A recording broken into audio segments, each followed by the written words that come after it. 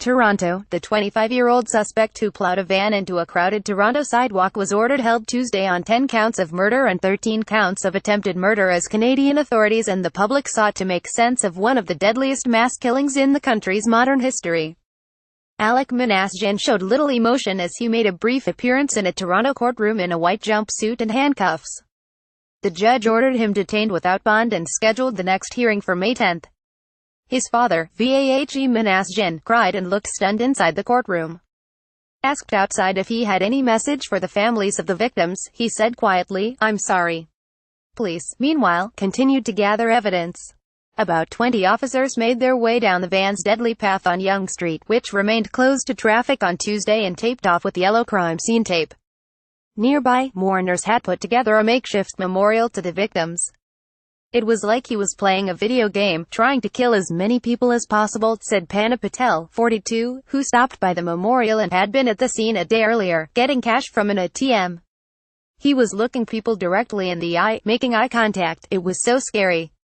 He wasn't remorseful at all." Prime Minister Justin Trudeau dismissed the possibility of terrorism, saying that authorities saw no national security element in the case.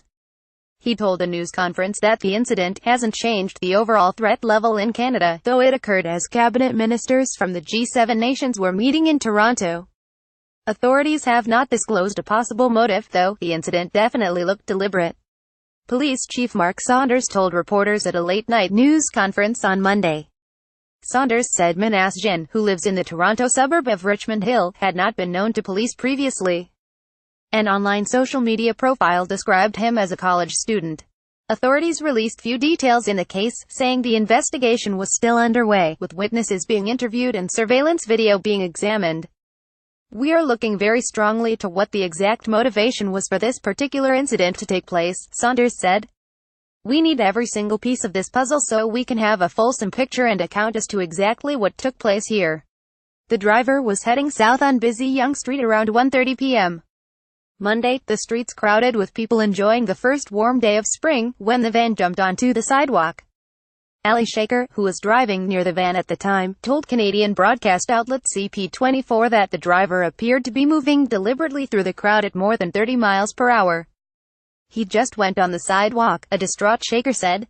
"He just started hitting everybody, man. He hit every single person on the sidewalk. Anybody in his way he would hit." Another witness, Peter Kong, told CTV News that the driver did not seem to make any effort to stop. "If it was an accident he would have stopped," Kong said. "But the person just went through the sidewalk. He could have stopped." Video broadcast on several Canadian outlets showed police arresting the driver, dressed in dark clothes, after officers surrounded him and his rental rider van several blocks from where the incident occurred in the North York neighbourhood of northern Toronto. He appeared to make some sort of gesture at the police with an object in his hand just before they ordered him to lie down on the ground and took him away. Witness Phil Zullo said that he saw police arresting the suspect and people strewn all over the road where the incident occurred. "I must have seen about 5-6 people being resuscitated by bystanders and by ambulance drivers," Zullo said. "It was awful. Brutal." Police shut down the Yonge and Finch intersection following the incident, and Toronto's transit agency suspended service on the subway line running through the area. The stretch of Yonge Street where the victims were struck was expected to stay blocked off for several days as police continue what is likely to be a lengthy investigation. Most businesses in the area were closed. Trudeau on Monday expressed his sympathies for those involved. "We should all feel safe walking in our cities and communities," he said.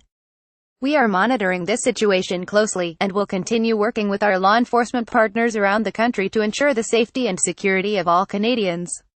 The incident prompted police to beef up security and close several streets around the Air Canada Centre on Monday night for the Toronto-Boston NHL playoff game.